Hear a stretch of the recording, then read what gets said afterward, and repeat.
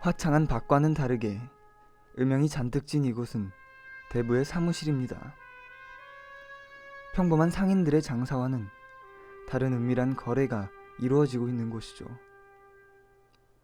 법의 손길이 닿지 않는 곳이고 그 누구든 대부와 신뢰의 관계에 있는 사람이라면 살인 청부 정도는 문제될 게 없습니다. 하지만 분명 찝찝한 골목길에서 만날 수 있는 양아치와는 전혀 다릅니다. 굳이 말로 안 해도 느껴지는 부도덕하지만 세련된 카리스마 때문이겠죠.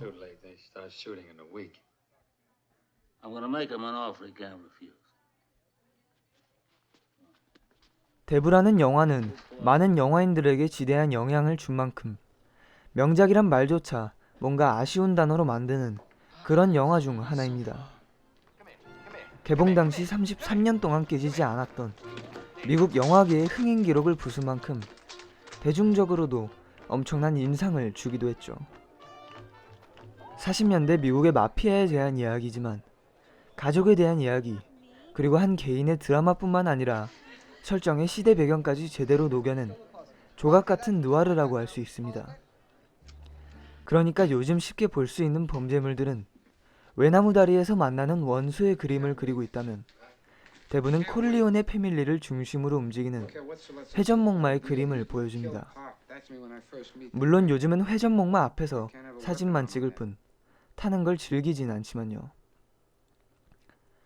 저는 당연히 그 시대를 살아본 적도 실제 마피아를 본 적도 없지만 비토 코르리오네를 연기한 말론 브란도는 마치 대부의 상징처럼 보일 정도로 위화감 없는 자연스러움, 부도덕한 분위기 깡패의 모습을 제대로 보여줍니다. 그런 건 쉽게 느낄 수 있는 게 아니죠. 물론 영화의 간판은 말론 브란도가 맡고 있지만 중심엔 알파치노가 있습니다. 그리고 대부의 막내 아들인 그의 이야기는 영화 대부하면 타락의 감정선을 떠올리게 만듭니다. 그 타락, 그러니까 인물의 변화는 마치 불가피한 운명처럼 서서히 무겁게 다가옵니다.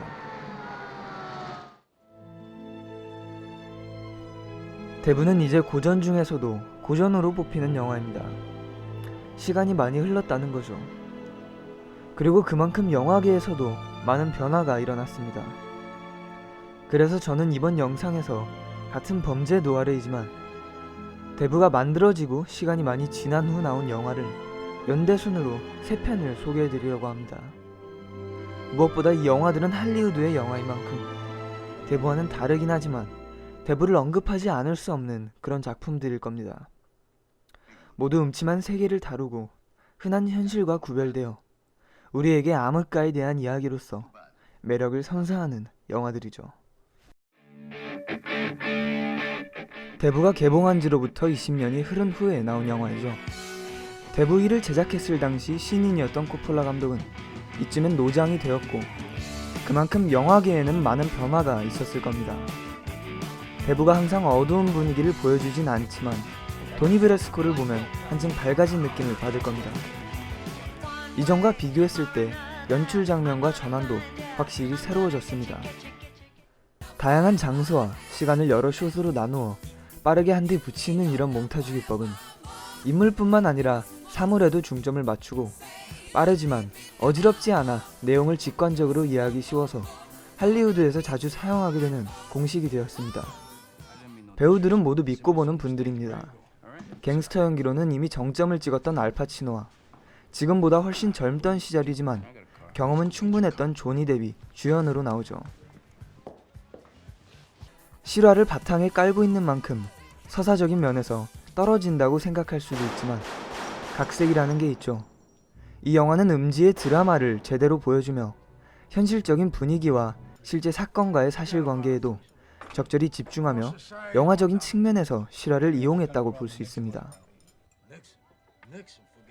어쩌면 잠입수사물의 아버지격이라고 할 수 있는 영화이고 조직에 자연스럽게 스며들기 위해 노력하는 도니와 그에 대해 전혀 알지 못하는 짬밥은 많지만 힘없고 정 많은 조직원 레프티가 그를 도와주며 이야기가 진행됩니다.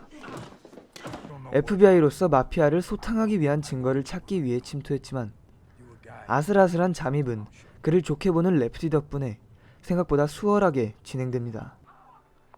그러나 조직원이 되면서 잔뼈가 굵기 시작한 도니는 나이가 들며 물러지는 레프티와 우정이 생기게 되면서 혼란스러운 상황이 연출됩니다.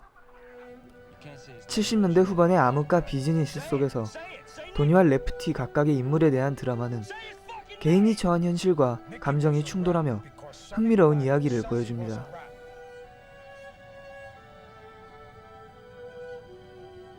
Where the fuck am I?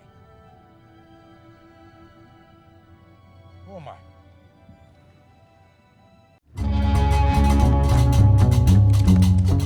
재미있는 게 이 영화도 그렇고 다음 영화도 모두 조니 뎁이 주연을 맡고 있습니다.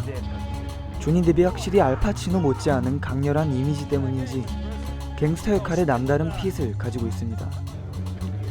방금 소개해드린 도니 브래스코 이후 거의 10년 뒤에 나온 영화이지만 시대 배경은 대부 1편의 배경이 되는 40년대 후반보다 더 오래전인 미국의 경제 공황기 30년대로 거슬러 올라갑니다. 이 영화 또한 존 딜린저라는 흐대의 은행 강도인 실존 인물을 다뤘으며 공황기에 일어난 각종 범죄에 강경 대응하기 위해 FBI라는 조직이 처음 등장했던 시기가 바탕에 깔려 있습니다. 가장 오래된 시대 배경 때문일까요? 퍼블릭 에너미는 데브와 도니 브래스코보다 훨씬 거친 느낌을 가지고 있으며 단순한 시나리오를 가지고 있지만 시대상과 현실성이 적절히 반영된 빠꾸 없는 성난 연출이 돋보이는 영화입니다. 아주 부드럽게 은행을 털고 귀신같이 사라지는 장면은 딱딱 맞아 떨어지는 계획에 맞춰 정말 멋지게 연출되며 그를 쉽사리 잡을 수 없는 경찰들을 보면 은근한 쾌감이 느껴집니다.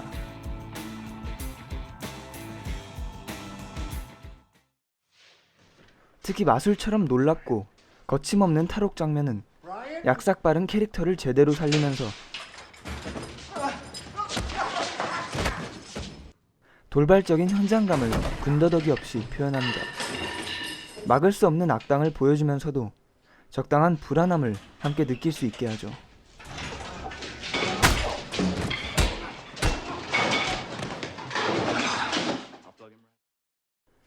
물론 존 딜린저의 드라마가 빠지진 않지만 그와 그의 연인의 멜로 스토리가 더욱 부각되어 보여집니다.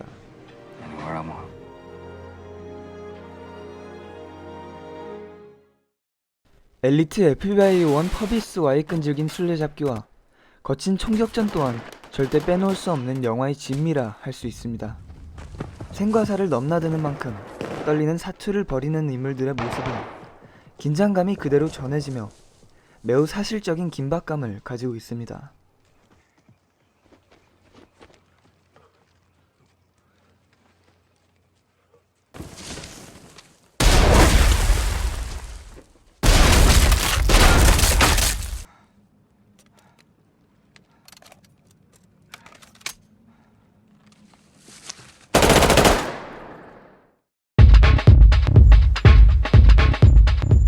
이제 마지막 영화입니다.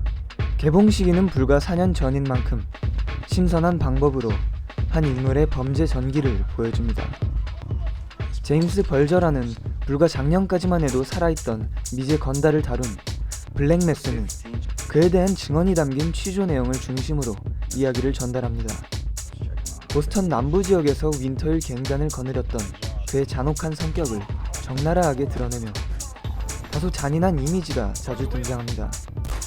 가장 최신에 나온 영화인 만큼 무도한 내용에 대한 사실적인 묘사를 통한 재미가 가장 강하다고 할 수 있습니다. 이 영화에선 그의 활동이 가장 두드러졌던 75년부터 85년 사이의 이야기를 담고 있는데요. 원래는 골목대장에 불과했던 그는 어릴 적 같은 동네에서 자란 FBI와 손을 잡고 주변 조직을 소탕하고 지역을 독점하며 그의 무대는 점점 화려해집니다.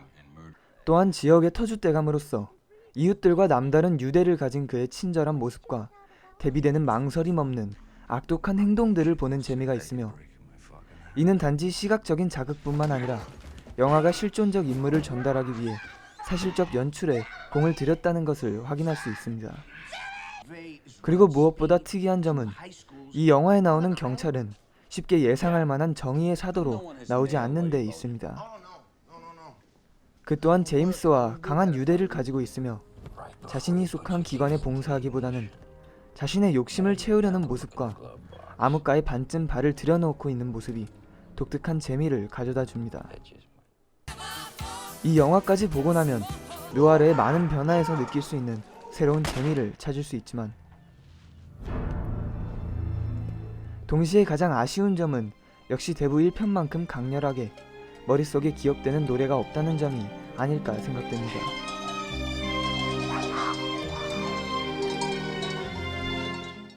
지금까지 대부가 대표하는 느와르 장르의 변천사를 모두 차례로 확인했습니다. 제가 선정한 이 세 개의 영화는 이런 종류의 범죄물을 좋아하시는 분이라면 누구든지 재밌게 볼 것이라 장담합니다. 지금까지 시청해주셔서 감사합니다. Because you punched this sneaky brat in the face. Not at all. You got in trouble because you punched a sneaky little brat in the face in front of other people.